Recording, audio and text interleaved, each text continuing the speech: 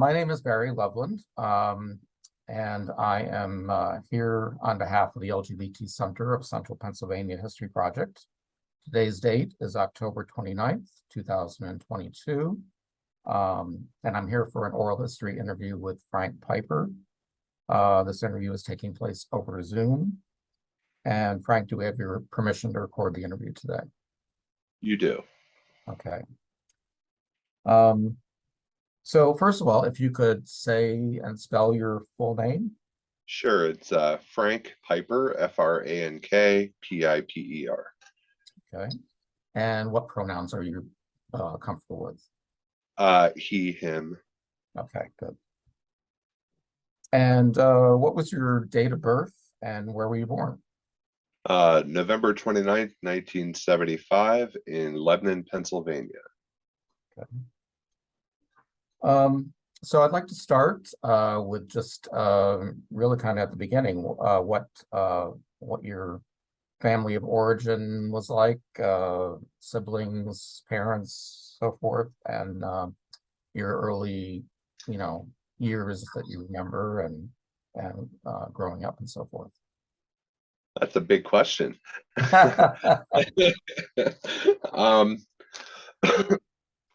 So I was born to two parents that named Frank and Jean.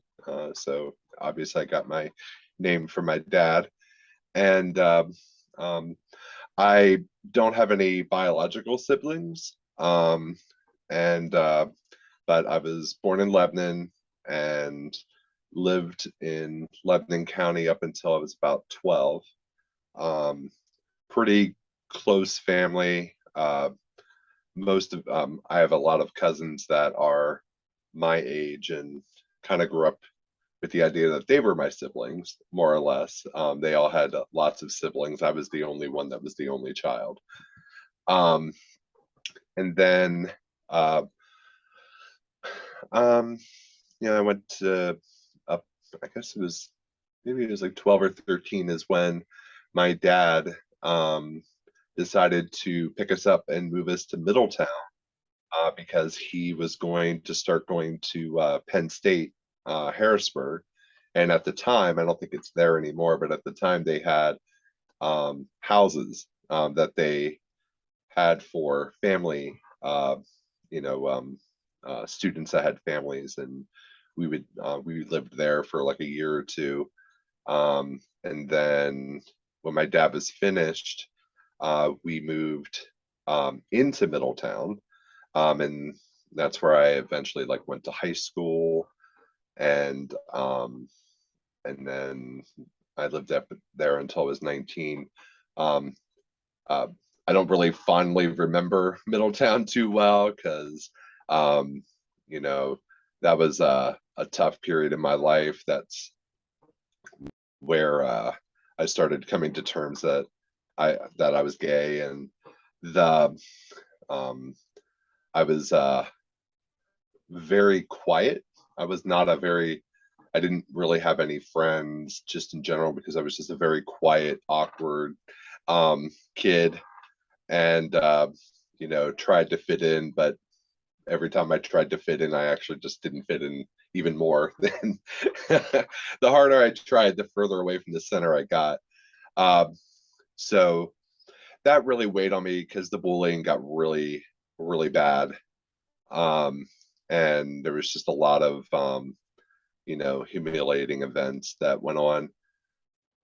At that point, I would probably say I was like 16 or 17, probably to the dismay of some people at the Gay and Lesbian Switchboard at the time, who I don't think all knew just how young I was.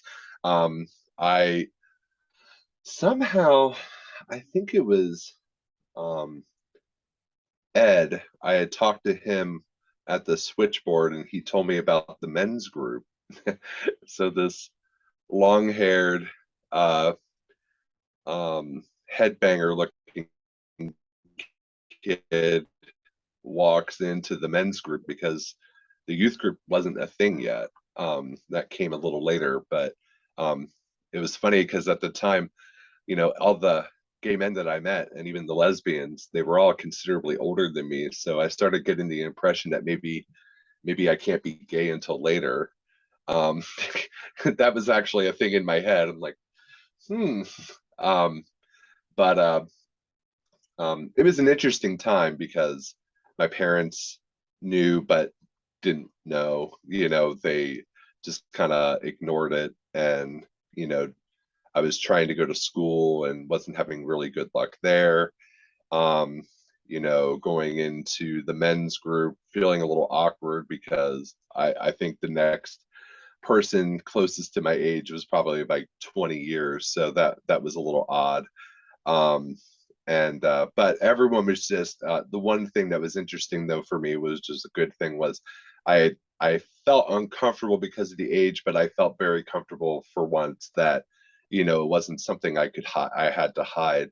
I even went on the switchboard bus trip to the March on Washington, which I had to get my parents to sign a form for it because I was only like 16 or 17. So that was weird. But um um and then I think it was Thurman told me about this youth group that some lady was trying to get together, who eventually I learned was Sharon.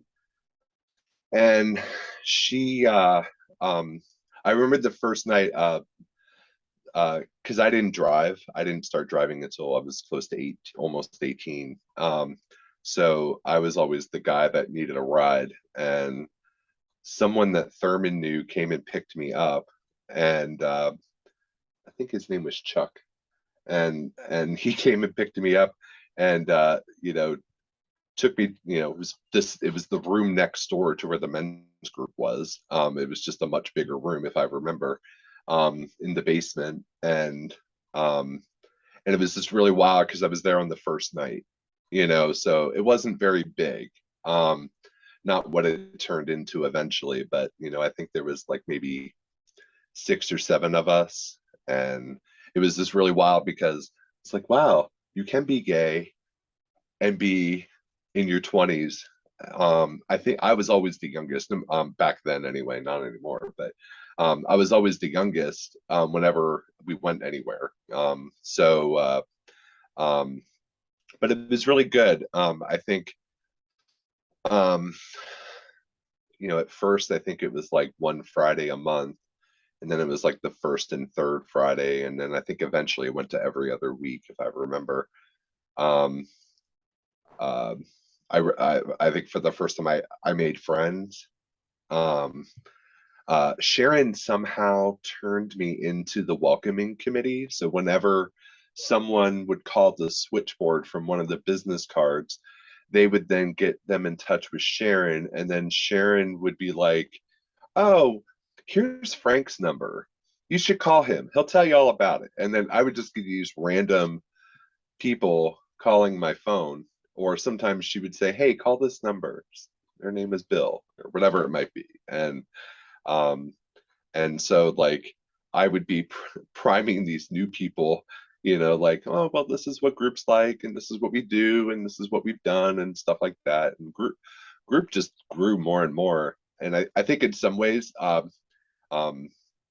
it was good, but then in some ways it caused me to make some decisions because I think within a year of group, I decided to quit school. The um, the contrast in my life was just too great. I was like, I'm in this position now where everything in my personal life is really good, and then from I don't know, from 7 a.m. to 3 p.m. or whatever it was, Monday through Friday was just hell.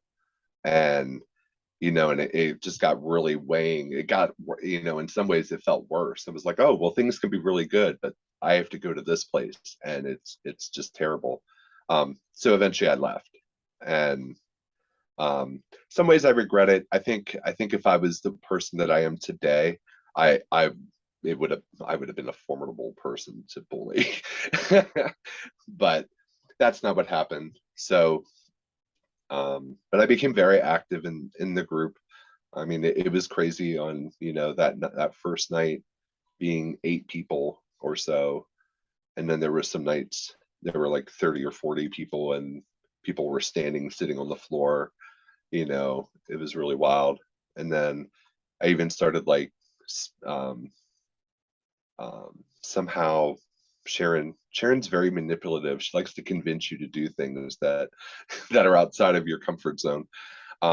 But in a nice way, if you could be manipulative in a nice way. But she started getting me interested in public speaking. And so I think the first time was we went to some parochial school conference in Baltimore, and we were going to speak to the nuns, priests, and everything in between about growing up as a gay kid. And and after that I kind of got hooked. I mean, we went to like the peer counseling association in the state. I spoke to the Planned Parenthood conference a few times. I went to Poughkeepsie and spoke to some school up there. You know, lots of different places because my experience was a little bit on the extreme side. Um, and then also to promote, you know, that there are groups, and, you know, having groups in schools, you know, is a good thing, you know, to try to keep what happened to me, you know, from happening to others. Um, so I was probably there. I think the age limit was 22, and I think I went there until I was about 21. If I That sounds about right. And then I started working and, you know, doing that, being an adult, and that type of stuff. But yeah, so, and then now, I mean, over the past, and I did the math earlier, I was like, wow, it's 30 years, you know, or so. um, you know, today, I worked my way up. I got into management about 20 years ago. Then decided I hated the industry I was in, which was technology. It's like, I can't stand this, you know, and I was also like doing third-party customer service management and things like that. And one day I decided I got fed up with work and I applied for this very random job. I had no idea what it was. It was some sort of team lead at some place called Wellspan, and um, and I didn't even know what Wellspan was because I really wasn't from York, and I ended up working as a team lead for trauma scribes and registrars and stuff like that in the middle of an emergency department, which was a very dramatic turn from what I was doing. And that was about 10 years ago. And now today, I went back to technology, but I'm still in healthcare and I'm a software analyst. So, and about 5 years ago, I moved to Colorado to for a position out there. And then that's after a couple of years, I got a job as an analyst. And then about a year ago, I moved back to Pennsylvania because everyone works from home now. Well, at least that's all I do, but I could never go back into an office again. So I still work for the same company in Colorado, but which I've been with them for 5 years. And it's funny, I'm the world's biggest atheist, and the older I get, the more staunch I get. If you would have told 20-year-old Frank that this is what your views would turn into, he would probably just tell you you're crazy and spout profanity. But you know, I work for a faith-based organization that was started by the Catholic Church. It's called the Sisters of Charity of Leavenworth, and but here I am. But it's been good. I have been married twice, so I refer to my exes as bookends. They're kind of matching. Most recently, I just broke up with my second husband about 6 weeks ago. So I live in an attic right now at family's house. So I'm kind of a refugee and saving up to buy a house. And so I'll probably be here for about a year. And now I live in York County. And so yeah, that's me. Well, that's great. I'm gonna maybe come back just a little bit Sure. earlier again to talk a little bit more about your years in school. You mentioned that you were bullied quite a bit and had a difficult time. Maybe you could just elaborate a little bit more on the kinds of experiences that you went through. Sure. Um, I can to some degree. Um, it started primarily. Um, so when I went to Anvil, I was with the same people I went with, since I was in kindergarten. So these were people I knew all my life. And then in eighth grade, I'm coming in, and everyone has these like very well established relationships and things like that. And since I was super quiet, um, you know, like even before the whole gay thing came up, I was kind of a target, just because, the socially awkward Frank kind of thing. But then in ninth grade, um, you know, I don't really know how it happened. Maybe it was just dumb luck on the bullies' part, or maybe it was just them being jerks and they have, whatever it might be. But it just first started with people just making, you know, you know, just saying things like, maybe it was in class and people would yell my name and stuff like that at random times. And I went to band camp, and that's when things really started to escalate because I was in percussion, and you know, um, the percussion line in bands tend to be guys who, couldn't make it as a jock, so I had to make up for it with banging a drum, and so really cocky and, um, uh, and like this one guy, he was just, you know, he like made a point while we were like in it was band camp, so we were learning how to do formations and stuff because apparently you need to train on how to walk. And he was in front of me, and he wore a snare drum, and so he took it off and put it down, and he went to tie his shoe, and then he turned around and really loud he goes, "Frank, you can't see my ass, you need to turn around." And like everyone just looked right at me, and at 15 that just makes you want to like crawl underneath the desk and die. And what do you say to that, um and there was some physical stuff that happened that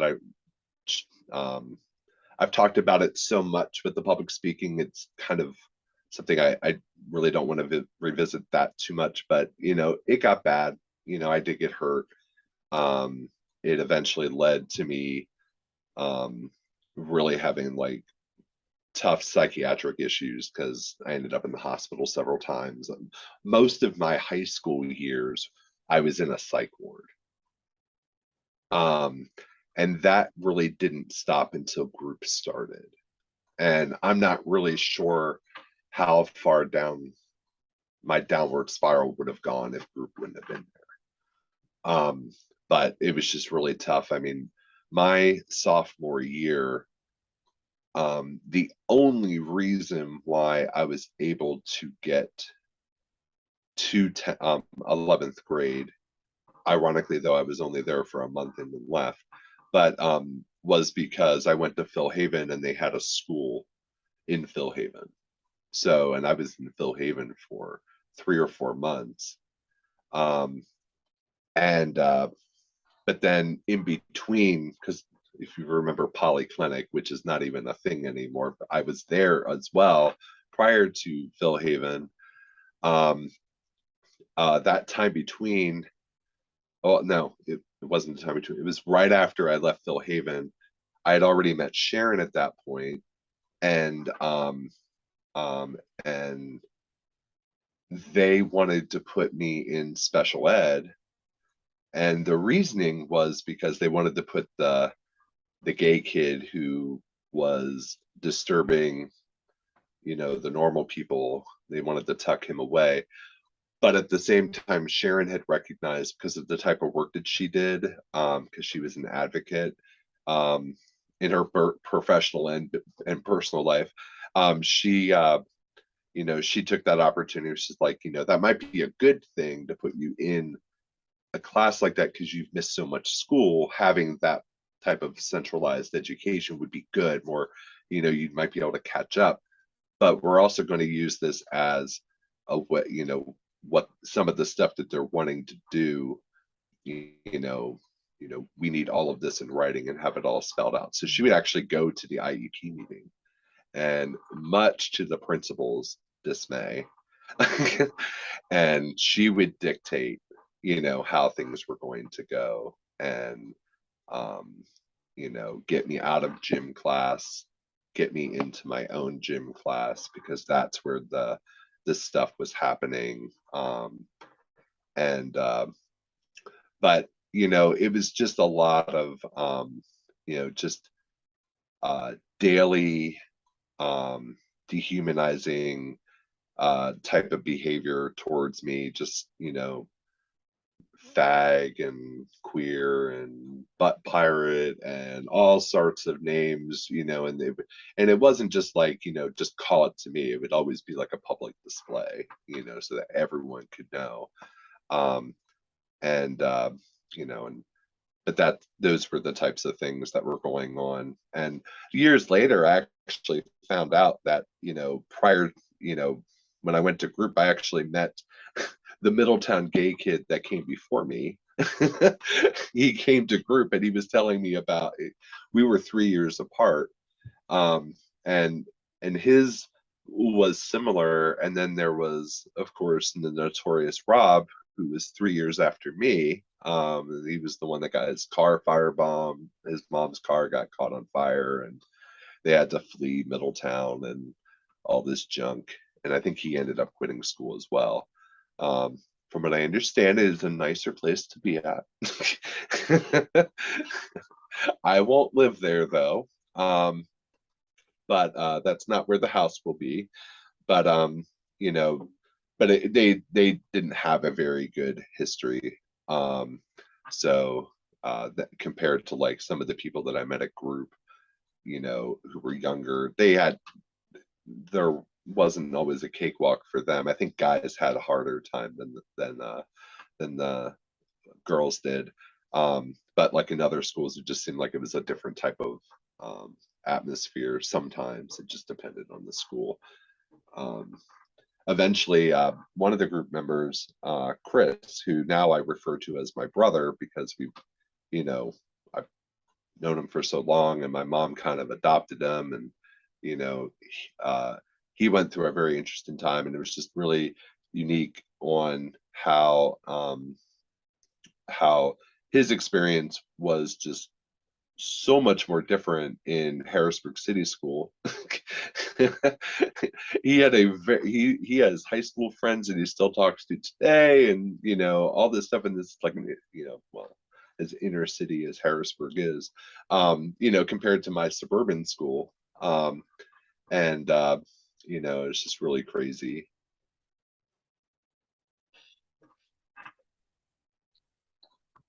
All right. That's yeah, that's an amazing story. And in terms of your, you mentioned that you're now a atheist, a strong atheist. What was your religious affiliation and background growing up, and how did that affect your thinking? So I was brought up Episcopalian, um, and the I don't know what they're called. No, they're not priests.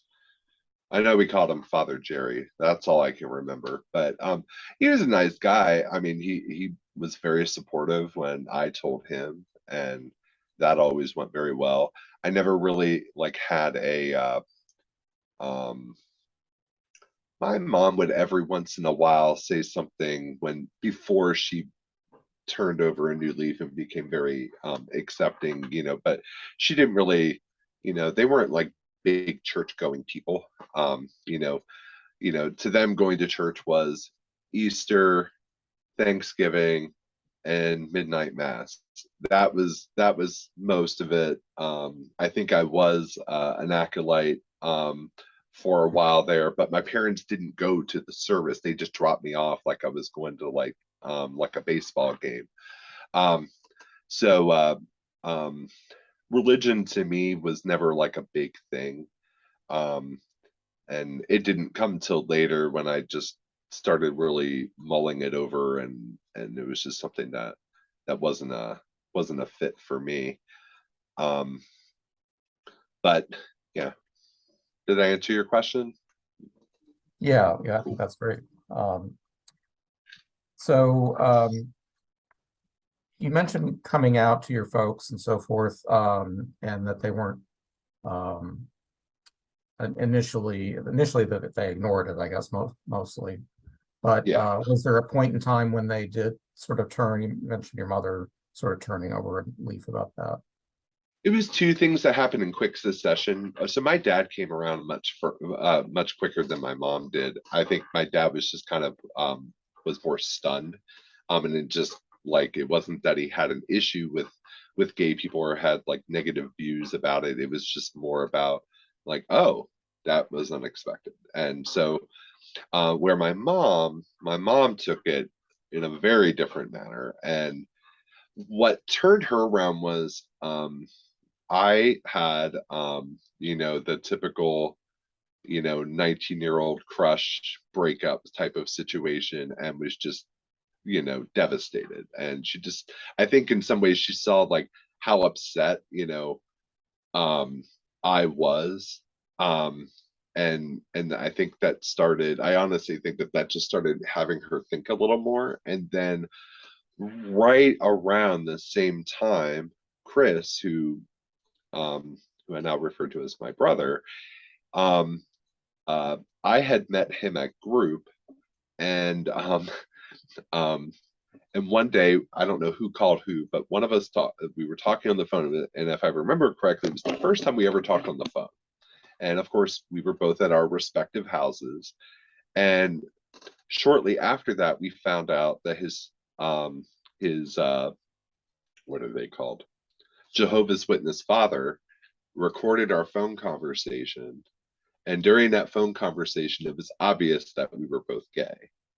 And he took that information and took that to his best friend's parents because we had mentioned that his best friend was gay and divulged that he had recorded the conversation. It became this huge, big thing.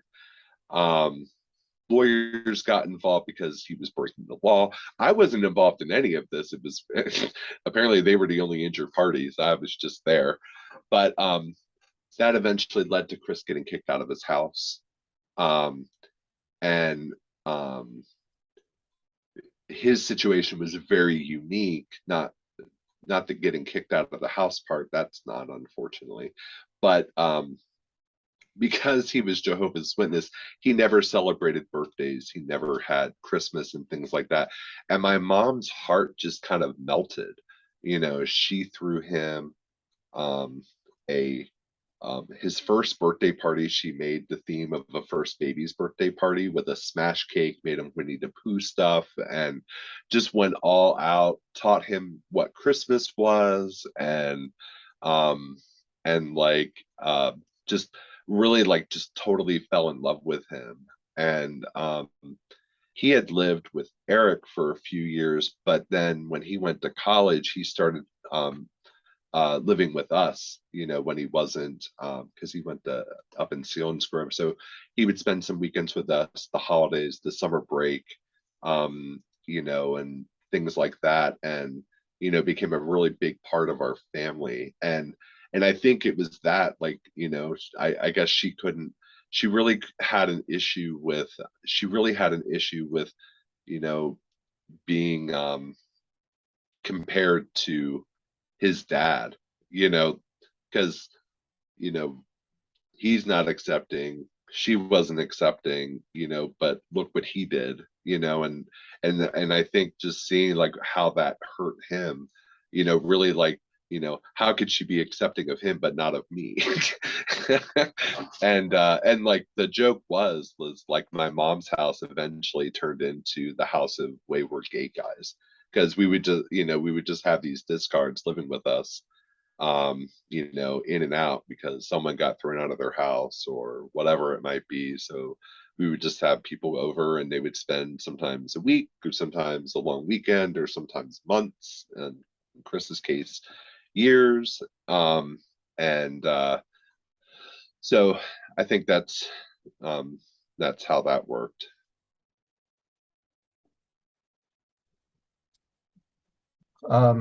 I just got a notice that this meeting is going to end in 6 or 7 minutes for some No. reason.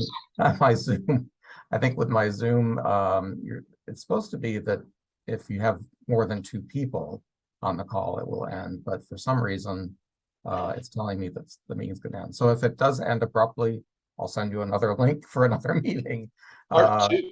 within a couple of minutes. Okay, so anyway, I want to get back to talking about Baglia and common roads, or what was Baglia back then when you were there. And I think at that point they were at the Planned Parenthood building, the basement, right? Yes. And I know you talked a little bit about the first meetings and stuff, but if you could maybe talk a little bit more expansively about what your memories were about that, like getting first involved with that group, like the first meeting you went into, or subsequent couple meetings or whatever. Yeah. The meetings always started with us giving our names. And it just like I think it was like a name, and maybe sometimes Sharon asked for like something silly. I can't remember what they were, but I just remember usually it was hilarious as we went around the room. And sometimes, usually it was like the new people, they were there for a reason. They were there probably with more of a reason than those of us who were just there because our reason is over now. This is where we go. This is where we go first and third Fridays of the month. And they were there because they were going through some stuff, and this was their first time voicing that, to someone other than their best friend or someone, or maybe no one at all. And at first it was just really focused on, you come to the group, we talk, it was a couple hours long. Eventually, like, we started doing stuff, after group, maybe going to one of the 1,000 diners that are around here, around up there. Then Sharon started talking about, well, why don't we do stuff after, or like other than, on that Friday or something like that. And then of course the frogs, the infamous frogs. I can tell you, I remember the frogs. I remember going to Jack and his partner's house to make said frogs. Um, I can't remember why we thought that was a good idea. um, Most of them were the ugliest and most weird looking frogs, and we would sell them at Pride, and we always, and people would buy them. But they were the gay frogs,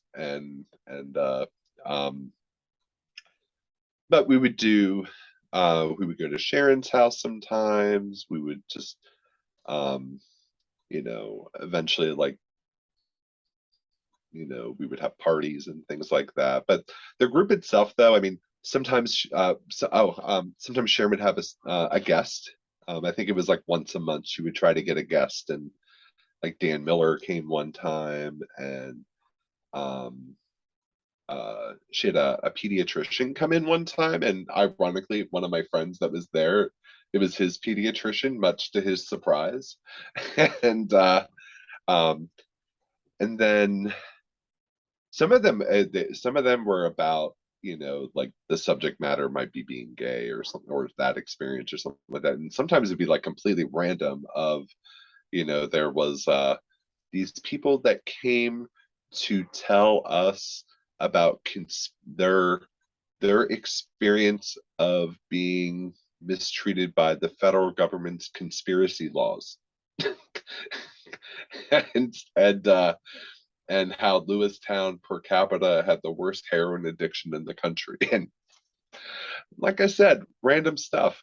It broke up the monotony, for sure. Um, and of course, the facilitators was Sharon, and then Jack, and then eventually Melinda came. And she brought a different dynamic, just because of the type of work that she did compared to what the type of work that Sharon did. And they were very different personalities. And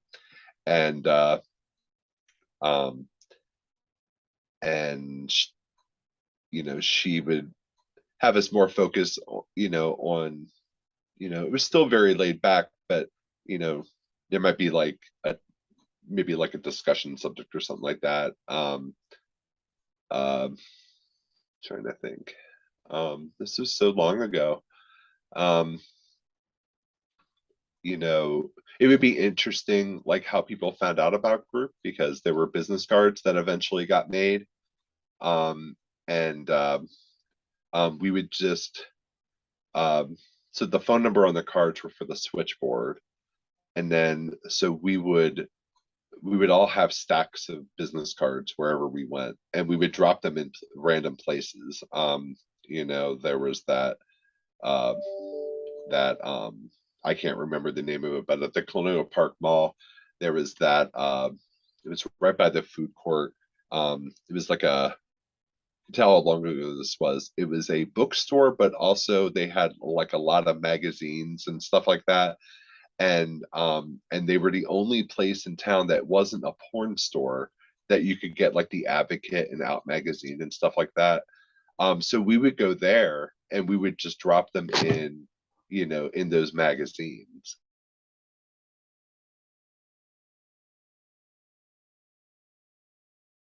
So I was just saying how, with the business cards, it would really like get such an eclectic group in, coming to the group. I mean, we had such a wide variety of different types of young people that would come. Even with just the colleges, it would be like Susquehanna University, Penn State, Hack, Messiah College, and the age, varied wildly. Sometimes, of course, I think the age was like, it had to be like 15 to 22 or something like that. At least at the time, I think that's what it was. And there, we would all just have varying degrees of how things were going with us. And it was a very cool thing when some of the new people would come, because just like, when we would hang out afterwards, or maybe during the break or something like that, they may say like, that guy's cute, and that's the first time they were ever able to say that to another person, and they would be kind of, or they would whisper it. And so, because it's just something they couldn't do. And of course, this was like before the internet. So, there wasn't really, the only time you could find out about things is if it was in the newspaper, it's usually something bad. or if it was, you know, unless you were lucky enough to be able to get like the Blade or whatever the Philadelphia one was, and you know, things like that. So I think the question I was originally asked was, you know, types of things in the group that we did, but that was more or less what it was. I mean, some ways it was social, some ways it was to help you get the tools. Sometimes people just wouldn't, you know, just needed an outlet, or sometimes it was people that needed a place to crash. You know, it just depended. We all had different things that were going on, or some people didn't have any issues with being gay and was very fortunate, and they just wanted to meet more people. So. That's good. You mentioned the frogs and so forth, and with the Pride Festival. What did you attend any of the Pride festivals, and was that kind of a exciting experience to see that many people? Or Yeah, well, my first Pride Fest was when it was in what was that park? Everything was uphill. That's all I remembered. Everything was uphill. Reservoir Park? Yeah. Is that what it was? Okay. Yeah, Yeah. yeah, Harrisburg. Yeah. Yeah. Everything was uphill. And that was the first Pride Fest that we went to. I think that was the first and last one that I went to at that location. Then we went to Hack, and those are the ones at Hack are the ones I remembered the most, because that was a couple times, and that's when we would sell the frogs, and it was kind of wild. Um, and then of course I was by the time it got to Front Street, I don't think I was in the group anymore, because they were at Hack for a while. Um, so, but yeah, being around such a wide array of gay people at Pride was quite. It wasn't something I hadn't seen before, because I had gone to the March on Washington, but which was a little bit more in your face than South Central Harrisburg's Pride Fest. Um, and but yeah, it was pretty interesting um, on how that you know, just doing that for the first time. I sometimes felt a little intimidated by it, so I usually just hung out at the booth, um, and you know, being the typical teenager, I was just hanging out at the booth to hang out and talk, you know. I think a lot of times I ignored the customers because I was engrossed in another conversation. So I was quite flighty and sociable, which was such an about face compared to what I was before the group. All right. Um, and let's see, I think you talked about your memories of the facilitators and leaders. Did you have anything else you want to add about just your memories, or what kind of impact the facilitators had on you? I didn't really I mean, Melinda was a great well, I'm sure still is a great person, and really had you know, was really kind and helpful, and you know, because I was you know, kind of mixed up from all the experiences from high school that plagued me for a while, to get through that. And she was always so patient to help me get, you know, to help me get to where I needed to be, and you know, it was great launching point to, you know, to heal. Sharon, of course, you know, when she started doing it, you know, the first few years until, you know, her life, you know, changed and she had to, like, you know, do other things. I mean, she was such a unique adult for me to be around, because uh, um, well, number one, I was a poor kid, so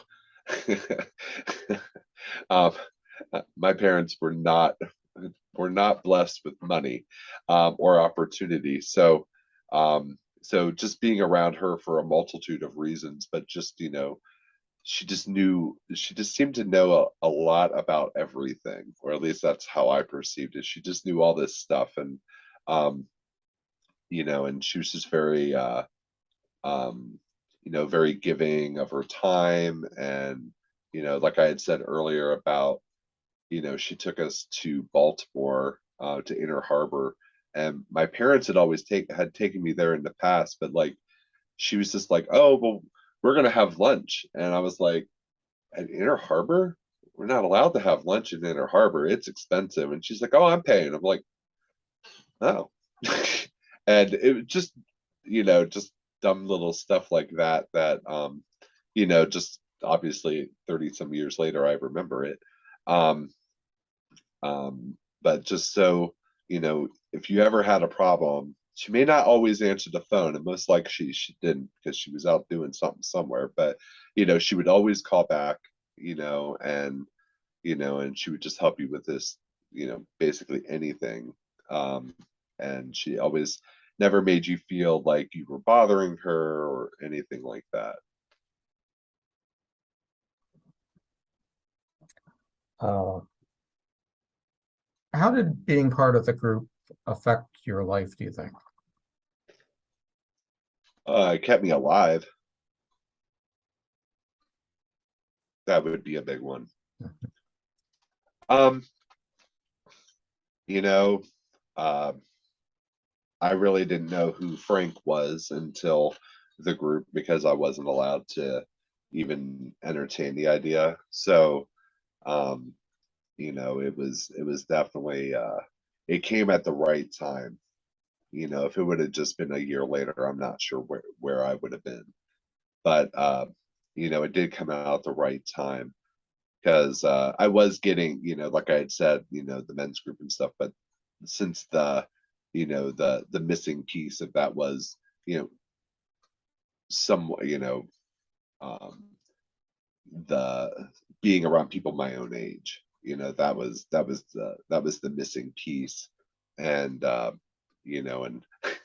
and and with good reason. But these guys who are probably my age now, if I had a 16-year-old gay kid who I didn't know his family, you know you know I would feel uncomfortable with that.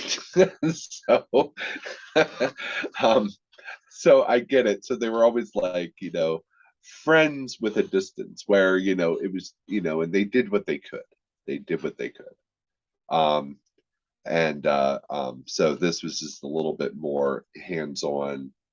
Sharon certainly was not someone that would be standoffish, or Melinda for that matter. And I think, when Jack was still in the group, um he was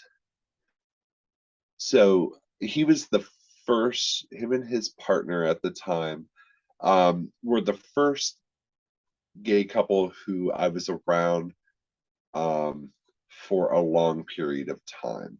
And it was just really unique, because I never thought about, like a relationship. I didn't even get that far ahead, because I really didn't wrap my head around it yet.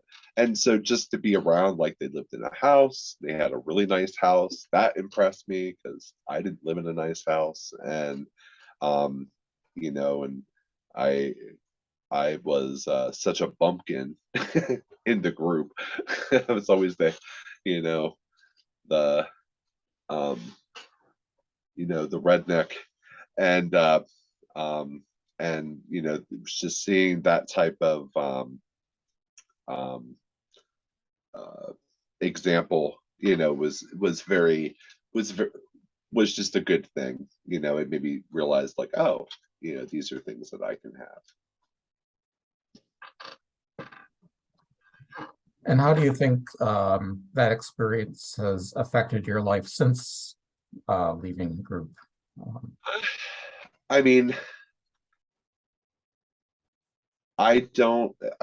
well, it hardly ever happens these days, but like, I don't get upset. I don't, I deal with all the tools that the various individuals in the group, um, has taught me. I have a very different reaction if somebody would say something or be a certain way because, you know, they may not like gay people or something like that, or just, you know, in other ways, you know, I'm a very confident person for the most part today. You know, I don't walk in a room, you know, wondering, you know, what do they know, what are they thinking, you know, and things like that. I um, you know, I think it really made me realize, you know, there are good people in the world. They're not all bad people, um, um, and that, you know, having good friends is something that I'm allowed to have, and things like that. Those are things that I think I still carry with me today. And you mentioned that you had some friends that you made through the group. Have you had lasting friendships over the years from that experience? Yeah, Chris is still in my life. My friend Jason, who he lives in England now, but um, you know, there's uh, I think three. I think sometimes now when I think of them, I forget where I met them. You know, because they've just always been there. But uh, you know, there's three that, you know, there's a couple others that, you know, friends on Facebook type of thing, but there are three that you know, that I still talk to this day. Of course, Tamika, she's probably my longest friend I've ever had. So um, um, and it's nice being knowing people are around your age. I went from being the youngest one in the room all the time. Now it's completely opposite. Now I feel so old all the time. Um, and let's see. Do you want to talk any more about your relationships since then? You said you had a couple of long-term relationships. Yeah, yeah, that's fine. Uh, I had probably what you consider three like relationships that were considered, you know, more long term over the years, and you know, the first one wasn't a very good one. I decided I would, you know, date someone older, you know, not old, but compared to the age I was, but you know, I was like, for some reason, it was always people that were like a few years younger than me, and that didn't go well. He was a jerk, and he was rather abusive, um, and that kind of brought up, you know, some junk from being in high school, but but that ended, and then I kind of stayed off the field for a while after that one, and then I met my first husband, and Jacob was quite a, and still is, like, I still see him often. Actually, I am in the attic, which is my bedroom and my office, of my first husband's parents' house. So I and him and I broke up like well over 10 years ago. So and so I live with my ex in-laws right now, and Jacob was a good guy. He was a little mixed up um with drugs and that, and wasn't something I knew when we had met. It was something that came out like a couple years after we were together. And when we got married, you know, we had like the big traditional wedding at the Yorktown Hotel in downtown New York, and a couple hundred people at the thing, and you know, it was a big thing, and it was nice.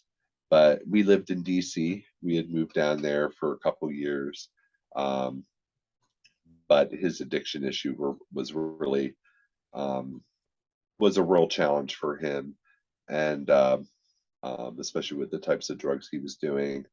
Uh, so eventually, you know, I decided I was going to move back up home while he figured himself out. But then it just became permanent.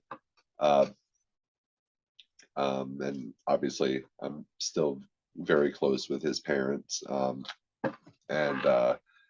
And shortly after we had broken up, I think what really like solidified my relation with his parents is my mom died, which was a huge blow. That was in 2013, which you know, it's crazy to think that it's going to be 10 years soon, but um, she you know, she was a really big person in my life, and they're not my parents, but I always call them my bonus parents because no one could replace my parents. I could never call them mom or dad or anything like that. The thought wouldn't even enter my mind, but they're like parents. They were very, you know, they treat me like I'm their son, and and they really can't replace my parents because they're completely different types of parents. My parents, um, and you know, it's not one's better than the other, but like um, you know, my parents were always like, do the best you can so you can, you know, so you can survive. Where, you know, they're like, you know, do the best you can so you can be better than where you were before. So just very, you know, keep reaching, you know, don't just stop when you get to where you want to be. You know, you can keep going. Um, you know, my mom, when if she would have been alive when I got the job that I have now is my dream job. This is the job I've been wanting for 15 years. It is very rare that someone, not only without a college degree, can get the job, but a high school dropout to boot.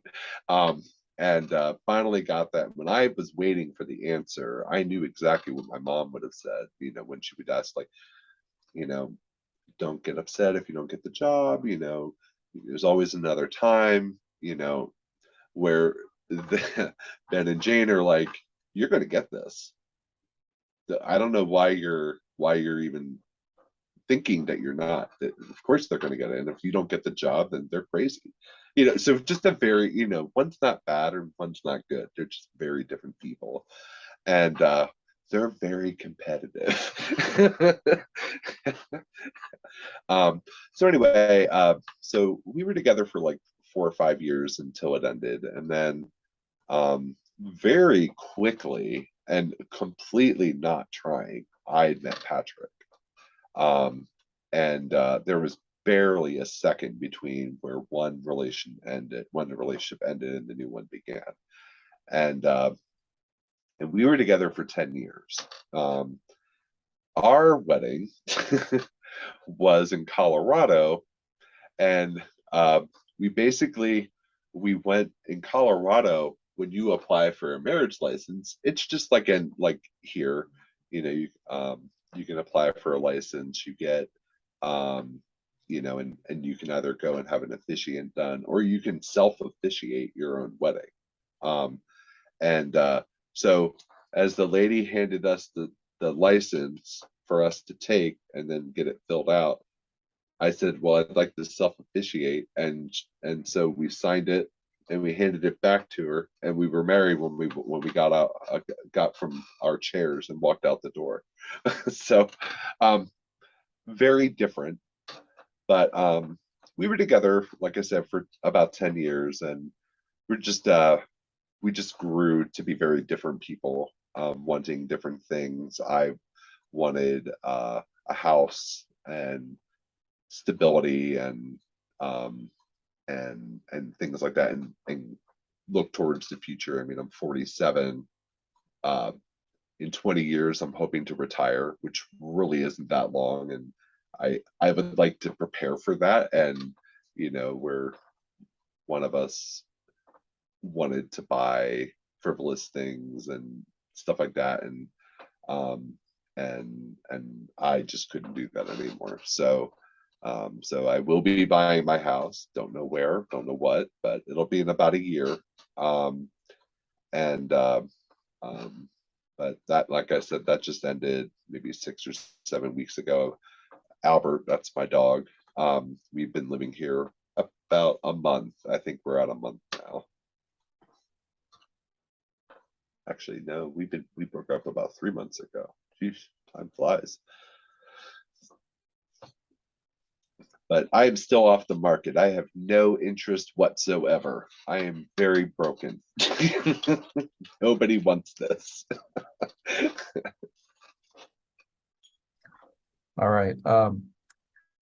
So let's turn to just life since all of that. And have you had any other sort of organizational affiliations or professional affiliations or things like that that you've been involved with?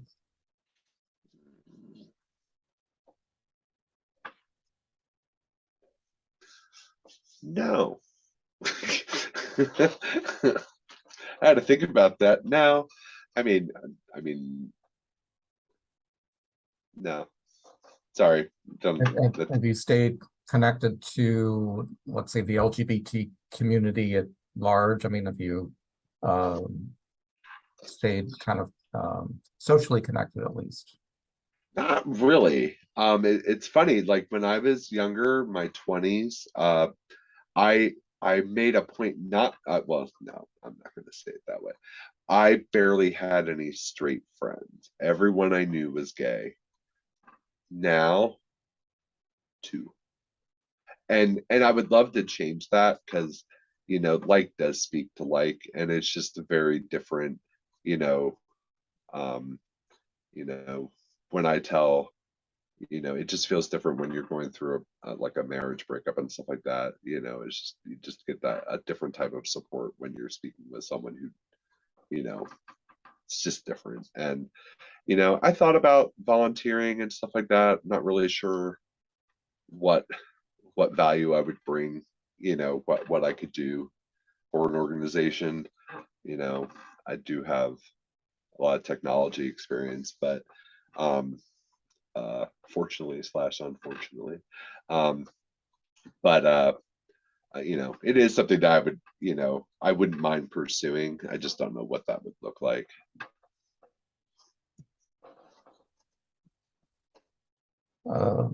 And I assume you have not served in the military, correct? I have not. Okay. And let's see.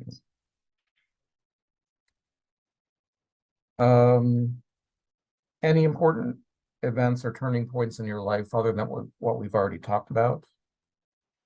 I can't think of anything other than what we talked about.